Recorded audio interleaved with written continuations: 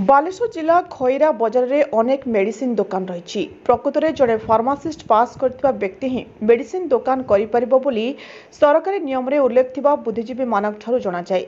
हेले दुकान करिथिबा व्यक्ति जनक प्रकृत में फार्मासीस्ट पास करिसंती ना अन्य कहा सर्टिफिकेट दुकान ने टांगी व्यवसाय करछंती ताहा तदंत सापेक्ष।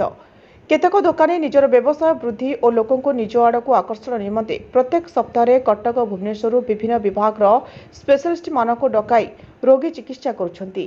एथिपई दोकानी माने अहरह डाकबाजी यंत्र द्वारा खैरा और पड़ोशी ब्लॉक अंचल में प्रचार मध्य करछंती। साधारणतः खैरारू विभिन्न रोगी कटक और भुवनेश्वर घरोई किंबा सरकारी मेडिकल डाक्टर बा प्रोफेसर पाखक जाइथांती। एपरिकी एसबी मेडिकल कटकरू मध्य प्रोफेसर माने एठाकू आसुछंती। एठारे प्रश्न उठे जो डाक्टर बा प्रोफेसर माने दोकानी को डाकरारे रोगी देखिबा निमंते खैरा को आसुछंती से माने प्रकृत रे डाक्टर किंबा प्रोफेसर तो डाकबाज यंत्र माध्यम रे जो मेडिकल नाम प्रचार हेउची से माने सेही मेडिकल रो डाक्टर किंबा प्रोफेसर तो बहु टंकार मेडिसिन लेकु रोगीर मानसिक दुश्चिंता बढ़ाउथिबार अनेक रोगी ठारू खबर संग्रह जना पड़ी।